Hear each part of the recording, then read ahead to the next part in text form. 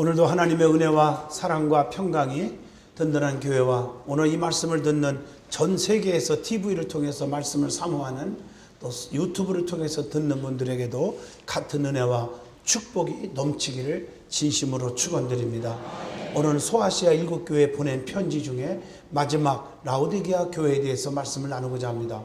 요한계시록에 나오는 소아시아 7교회 중에서 라오디게아 교회는 책망만 받은 유일한 교회예요. 사대 교회와 같이 성경에 보면 칭찬만 받은 교회가 두 교회가 있잖아요. 그게 뭡니까? 성경에 보면 칭찬만 받은 교회가 서머나 교회와 빌라델피아 교회입니다. 책망도 칭망도 같이 받은 교회가 세 교회가 있고, 근데 오늘은 이 라오디게아 교회는 사대 교회와 같이 유일하게 책망만 받은 교회 중에 하나입니다. 우리는 하나님 앞에 칭찬 듣는 교회가, 칭찬 듣는 성도가 되시기를 주의 이름으로 축원합니다. 풍부한 물질적 부유가 잘못 착각한 거예요. 그것이 최고의 하나님 보실 때 부유한 자인 줄 알았어요. 영적인 교만이 있었고 자만심에 빠져 있었던 라오디게아 교회에 대해서 우리 주님은 강하게 책망을 하고 있습니다. 이 라오디게아 교회에 주신 주님의 말씀은 우리에게 엄청난 은혜와 깨우침, 다시 한번 옷깃을 여매게 하는 믿음을 주고 있다는 것이죠. 이 말씀을 통해서 우리는 깊이 반성하면서 칭찬만 받는 교회로 새롭게 거듭나고 태어나기를 축원드립니다. 그러면 이 라오디게아 교회의 형편이 어떤 거고 그 지역은 어떤 지역의 상황에 있었는지를 먼저 알아야 됩니다. 라오디게아의 이름은 백성의 정이라 하는 뜻을 가지고 있습니다. 이름대로 정의가 없었던 도시죠. 빌라델피아 동남쪽 64km 지점에 리쿠스 계곡의 서안에 위치하고 있는 도시인데 교통의 요충지입니다. 모직 공업의 중심지였고 유명한 의학에 발달했고 아주 부유한 도시였습니다. 돈이 많았어요. 그 도시는 주전 261년에서 246년에 수리아의 안티오코스 2세에 의해서 건설되었는데 그의 왕비가 있었는데 왕비 이름이 라오게라는 이름이 있어요. 이 라오게라는 이름을 따가지고 라오디게아라고 하는 명령을 내린 게 그 도시입니다. 그러면 라오디게아 지역에서 있던 그 교회의 형편은 어떤 형편이었느냐?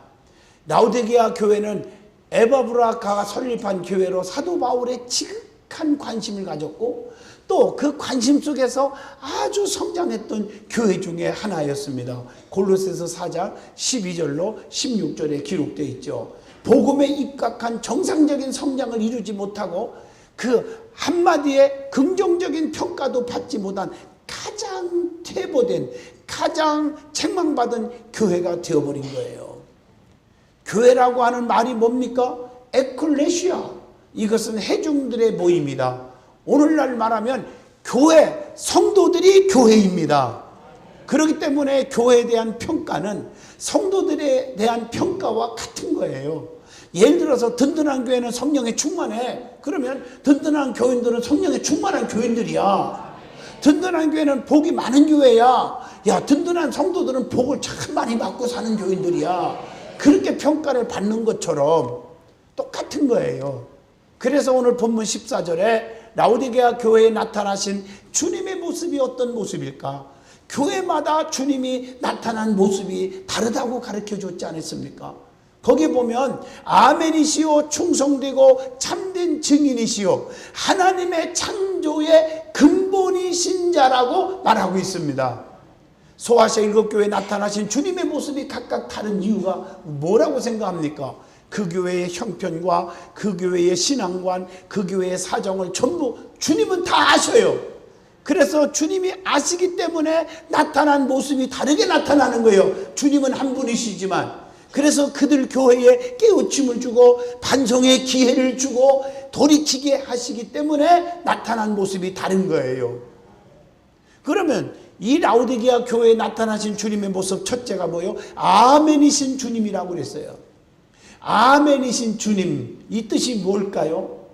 여러분 고린도전서 1장 20절 보면 하나님의 약속은 얼마든지 그리스도 안에서 예가 되니, 즉 노가 아니고 예가 되니 그런즉 그로 말미암아 우리가 아멘하여 하나님께 영광을 돌리게 되었느니라. 아멘은요, 하나님을 영화롭게 하고 하나님께 영광 돌리는 것이 아멘이에요. 우리가 예배 시간에 왜 여기 와 있습니까? 가장 큰 목적은 하나님께 영광을 돌리는 거예요. 그 영광을 받으신 하나님은요, 그냥 있지 않아요. 시편 138편 보상해 주시리라. 하나님은 반드시 우리에게 천만 배로 보상해 줘요. 아브라함이 하나님 앞에 이삭을 가지고 제사 드리러 갈 때, 하나님을 제일로 사랑하기에 드리러 갈 때 주님이 멈추게 하시고 이삭 대신에 여호와 이레 준비된 양을 통해서 하나님이 예배를, 제사를 받으신 거예요. 그 제사를 받으신 다음에 하나님은 그냥 받기만 한 게 아니라 축복을 줬는데, 아브라함은 4대 축복, 물질의 거부, 믿음의 조상, 복의 근원, 자손의 축복, 그리고 아들 이삭은 머리털 하나 안 건들 뿐 아니라 건강을 주셨어. 장수의 축복을 주었어요. 그래서 180살을 살게 하시고요, 그가 가는 곳마다 샘물이 터져 나오게 하시고, 농사를 졌다고 그러면 시시한 축복이 아니라 100배의 축복을 받게 해주셨단 말이에요. 그게 여호와의 보상입니다. 그러니까 우리는 예배 시간에 하나님께 오직 영광이요, 영광을 돌려야 돼. 그게 뭐냐? 아멘이라, 그 말이에요. 성경에 나오지 않습니까? 하나님의 말씀을 받을 때 순종과 복종의 자세가 있을 때 아멘 하는 거예요. 히브리서 13장 17절에 보면 너희를 인도하는 자들에게, 즉 주의 종들에게 순종하고 복종하라. 근심으로 일하게 하지 말라. 즐거움으로 하게 하라. 그렇지 아니하면 너희에게 유익이 없느니라. 이렇게 말씀하고 있잖아요. 왜 주의 종들에게 순종하라 하면 됐지 순종도 하고 복종하라고 그랬을까? 복종은요, 마음이 안 내킬 수도 있어요. 사람이기 때문에. 마음이 안 내키면 그냥 불평하지 말고 짜증내지 말고 쑥덕거리지 말고 어떻게 하라고요? 복종하면 된다. 마음이 내키면 순종하면 된다. 즉 거역하지 말아라, 그 뜻이거든요. 그게 축복받는 길이라는 것이죠. 그래서 내가 그 말씀을 확실히 믿습니다. 그 말씀대로, 선포되는 말씀대로 살겠습니다. 절대로 가감승지하지 않겠습니다. 이게 아멘이에요. 여러분, 말씀이 뭡니까? 이 말씀은 세 가지죠. 기록된 말씀, 오신 말씀, 선포되는 말씀. 이게 세 가지가 말씀이에요. 자, 보세요. 기록된 말씀, 성경 66권이죠. 아멘이죠. 언약이 돼 있죠. The Old Testament and New Testament. 약속, 언약, 하나님의 말씀이에요. 기록된 말씀. 두 번째, 오신 말씀. 그게 말씀이 육신에 대해 오신 분이 누구죠? 예수 그리스도시에요. 세 번째, 선포되는 말씀. 주의 종들을 통해서 하나님의 말씀, 성경을 가지고 여러분들에게 정말 영적으로 선포되어지는 메시지, 설교, 이게 말씀인 줄로 믿습니다. 그래서 말씀을 받을 때 아멘 하는 거예요. 그리고 우리 주님께서는 십자가에 못 박혀 죽기까지 뭐 하셨어? 아멘 하신 분이에요. 그 쓰리고 아픈 고통 속에서도 나 안 와요, 나 안 죽어요, 그러지 않았어요. 그냥 순종하는 거예요. 아멘은 순종의 뜻을 나타내는데, 순종하는 곳에는 반드시 성경의 공식을 보니까 축복, 구원, 은혜, 표적, 복이 따랐습니다. 불순종하는 곳에는 멸망, 저주, 불통, 이런 일만 일어났어요. 이게 성경의 공식이에요. 성경 전체의 말씀을 요약해보면 순종과 불순종의 법칙이라고도 틀림이 없습니다. 그 다음에 두 번째 주님이 나타나신 모습은 충성되고 참된 증인이신 주님으로 나타났습니다. 오늘 본문에 충성되고 참된 증인이란 말은 우리 주님께서 하나님의 진실하심을 증거하기 위해서 온전한 순종, 온전한 충성으로 성경 구약의 모든 예언을 성취하신다는 사실을 우리에게 가르쳐주고 있는 말씀입니다. 라우디게아 교회는 주님을 향한 충성이 결여되어 있기 때문에 우리 주님은 진실한 모습, 신실한 모습으로 그들에게 나타나서 저들이 반성하게 하고 회개하게 하고 이런 것을 촉구하는 그런 메시지인 줄로 믿습니다. 그래서 우리는 무조건 충성해야 돼요. 고린도전서 4장 2절에 맡은 자에게 구할 것은 오직 충성이니라. 계시록 2장 10절 환난과 핍박이 엄청나게 다가올 거지만 그 가운데서도 신앙을 지키고 죽도록 충성하라. 그리하면 내가 네게 생명의 멸류관을 주리라. 기분 따라, 환경 따라, 생각 따라 이랬다 저랬다 갈팡질팡 해서는 안 됩니다. 충성이란 말은 무조건적인 그런 의미가 담겨져 있어요.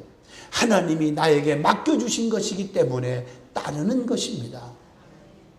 그 다음에 라오디게아 교회에 나타나신 주님의 모습은 창조의 근본이신 주님으로 나타나셨습니다.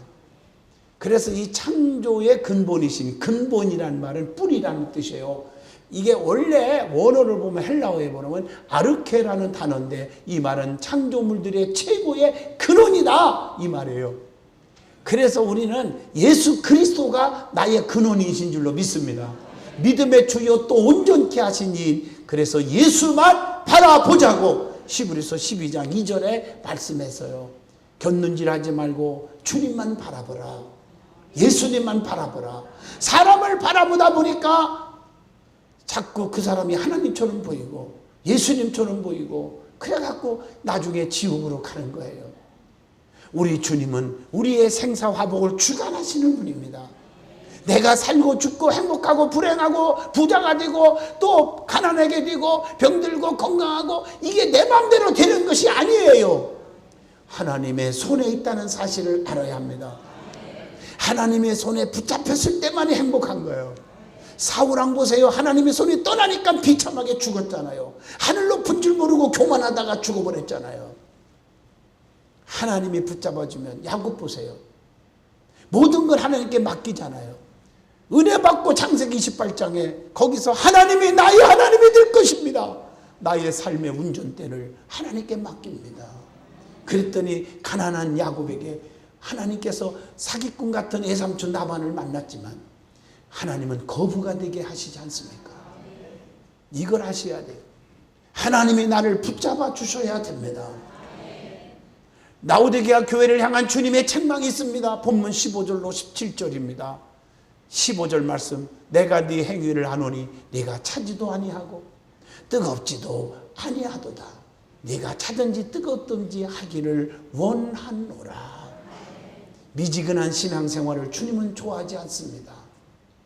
어떻게 보면 저 사람이 참 믿음 있는 것 같고 어떻게 보면 없는 것 같고 어떻게 보면 믿음 있는 것 같고 어떻게 보면 이단에 빠진 것 같기도 하고 이러면 안 됩니다. 여러분 성공하는 사람들 가만히 보면요 끔끔해짐이 분명해요. 기문 기고 아니면 아니에요. 아멘 하시죠?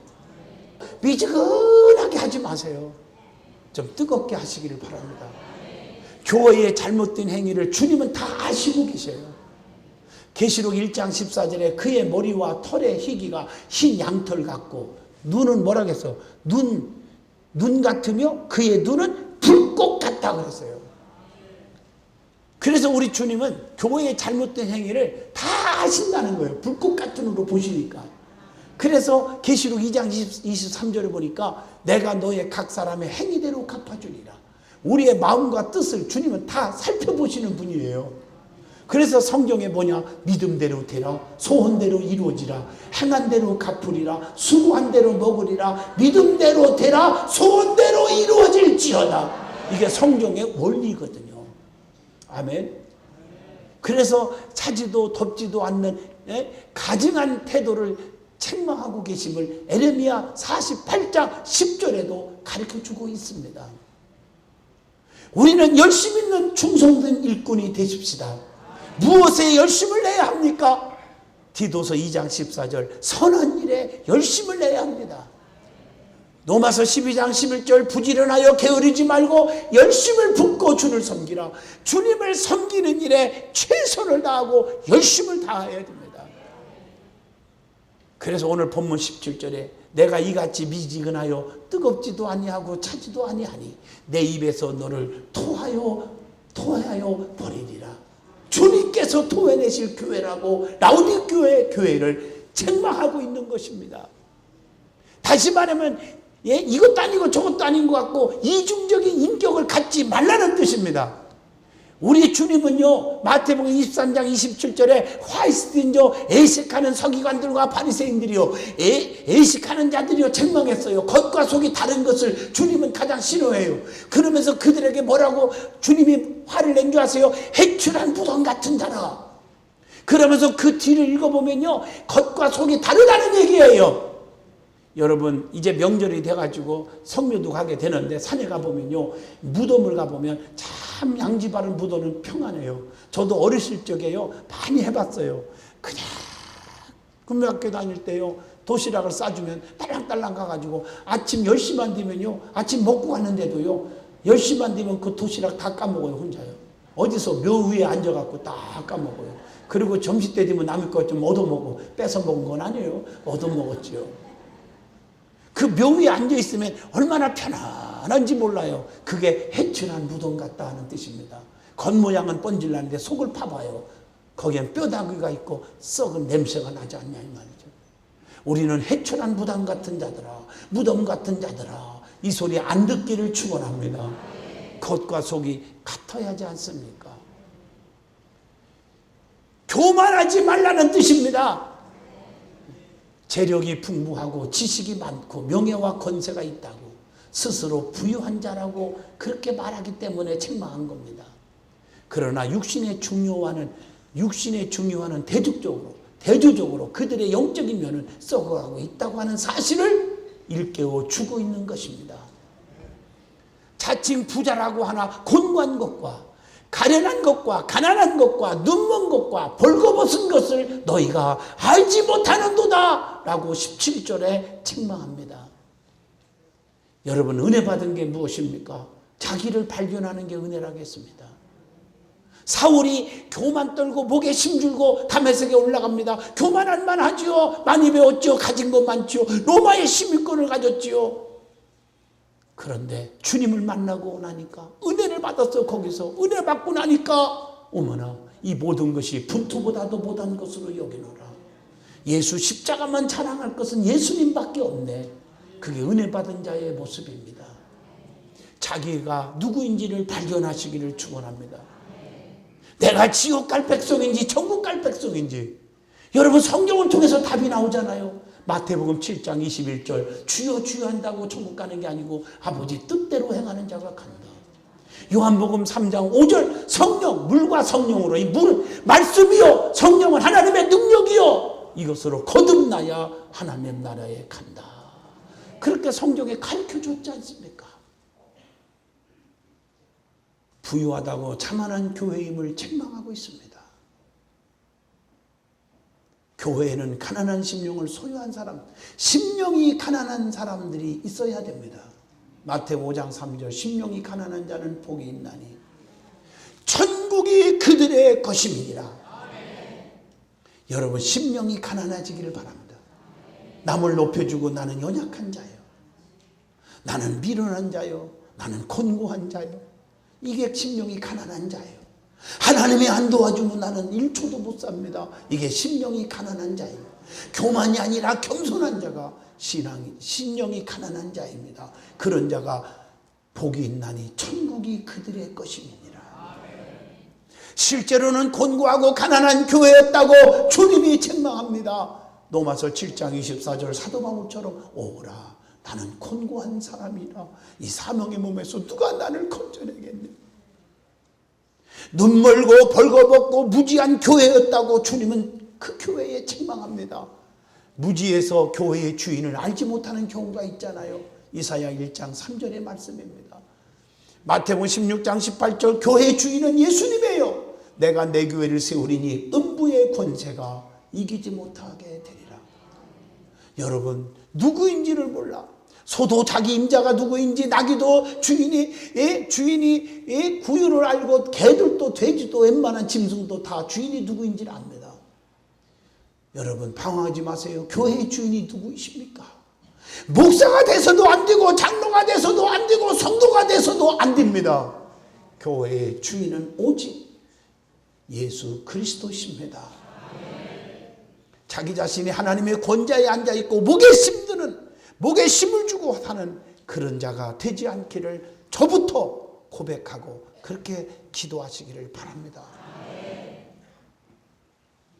소경이 자기의 눈을 보지 못한다고 나는 눈 못 봅니다. 나는 안 보입니다 하고 솔직하게 자존심 버리고 고백할 때 나 마태복음 9장 27절 눈을 뜨게 해주셨습니다. 요한복음 5장 5절로 9절에 38년 된 환자가요 솔직하게 고백해. 나 병신이에요. 나 걷지도 못해요. 그래서 저 못에 들어가서 나와야 내가 고침받는데 사람들이 먼저 들어갔다 나오고 내가 가려고 그러면 먼저 책상에 들어갔다 나오니 내가 이렇게 되었다고 주님 앞에 솔직하게 자기 형편, 자기의 부족함을 고백할 때 그 연못에 들어가지 않아도 주님이 그 자리에서 살려주신 줄로 믿습니다. 여러분 성경대로 보셔야 돼요. 사랑하는 성도 여러분, 우리는 주님 앞에 솔직하게 부족함을 시인할 줄 알아야 합니다. 교만함을 시인할 줄 알아야 돼요. 잘못된 것을 고칠 줄 알아야 됩니다. 바리새인들은 자신이 소경된 사실을 인정하지 않았다면 그 눈을 못 떴을 거예요. 그런데 바리새인들은 인정하지 않았어요. 나는 눈먼 자가 아니에요 이렇게. 그런데 마태복음 23장 26절 보면 눈먼 바리새인들이요 주님 보실 때는 너희는 눈이 멀었어. 본문 18절로 19절입니다. 라오디게아 교회에 주신 주님의 권면이 있습니다. 그게 18절입니다. 내가 너를 권하노니 내게서 불로 연단한 금을 사서 부유하게 하고 불로 연단된 금을 사라 그랬어요. 왜 금이라고 표현했을까? 금은요 퀘리시온이라는 말이 있는데 헬란말로 믿음을 가리킵니다. 그래서 연단될 때 이 믿음의 금을 얻을 수가 있는 거지요. 베드로전서 1장 7절 아멘. 금은 아무것도 섞이지 않는 것을 의미할 때 금이라고 말합니다. 금은요 가장 값비싸고 귀한 것을 금으로 표현합니다. 그래서 우리가 찬송할 때도 금보다 더 귀하다. 예수님은 금보다 귀하다고 말하지 않습니까? 그리고 금은 변하지 않는 거예요. 그래서 하나님의 법궤 안에 만나들은 금 항아리, 만나를 금 항아리 속에 놓는 이유는 너희들 굶어 죽게 생겼을 때 내가 하늘에서 먹을 걸 주었지 않느냐. 그 은혜를 잊어먹지 말라. 그 믿음을 변하지 말라. 그래서 금 항아리 속에 담아놓은 것입니다. 사랑하는 성도 여러분, 불로 연단된 금을 사시기를 주의 이름으로 축원합니다. 그리고 오늘 본문 19절에 물은 내가 사랑하는 자를 책망하여 징계하노니 그러므로 내가 열심을 내라 회개하라 이렇게 말했어요. 열심을 내래요. 우리 하나님은요 결과를 보는 게 아니에요. 결과보다 되어지는 과정을 봐요. 무엇을 얼마나 많이 했느냐, 뭘 많이 바쳤느냐, 이게 중요한 게 아니에요. 어떻게 바쳤느냐, 어떤 상황 속에서 이렇게 했느냐, 이걸 보는 거예요. 과부가요 땡땡 엽전 2개를 동전 2개를 딱 바쳤어요. 제일 정말 작은 걸 드렸는데 주님이 이 모든 사람보다 제일 많이 바쳤도다 칭찬했어요. 왜냐하면 그 결과 조금 드린 거 그 결과를 보고 칭찬한 게 아니라 가난한 자가 턱턱 털어서 보니까 2개밖에 없는데 이거 하나님 앞에 먼저 드리자. 전 재산을 먼저 드리는 그 과정을 보시고 최고로 드렸다고 칭찬하신 거예요. 얼마나 많이 헌금을 했느냐, 얼마나 많이 여러분들이 봉사를 했느냐가 중요한 게 아니라 어떻게 했느냐, 이것이 중요한 줄로 믿습니다. 그 다음에 불법을 행하지 않는 열심을 말씀하고 있는 거예요. 마태복음 7장 22절 23절 거짓 선지자들, 이단들, 이런 자들이 나와서 우리를 넘어뜨릴 때 여러분 정말 불법을 행하는 자가 되지 않기를 축원합니다. 이게 성경의 원리예요. 그 다음에 19절 하반절에 내가 열심을 내라. 그 다음에 뭐라고 했어? 회개하라. 회개하라고 권면합니다. 회개라는 말은 헬란말로 메타노니아, 메타노이선, 방향전환, 돌이키는 것이 회개입니다. 회개하지 않으면 어떻게 한다? 계시록 2장 5절, 계시록 2장 22절 촛대를 옮기리라 그랬으니 여러분 축복의 촛대가 옮겨지지 않기를 축원합니다. 여러분 은혜의 촛대가 옮겨지면 안 됩니다. 하나님의 축복의 촛대가 옮겨지면 안 됩니다. 은혜의 촛대가 여기서부터 일어날 줄로 믿습니다. 기도해야 돼요. 자, 20절로 본문 21절입니다. 라오디게아에 주신 주님의 약속이 있습니다. 하나님은 무조건 책망만은 아니라 깨달으면 이렇게 약속의 축복을 주겠다. 참 사랑의 주님이십니다.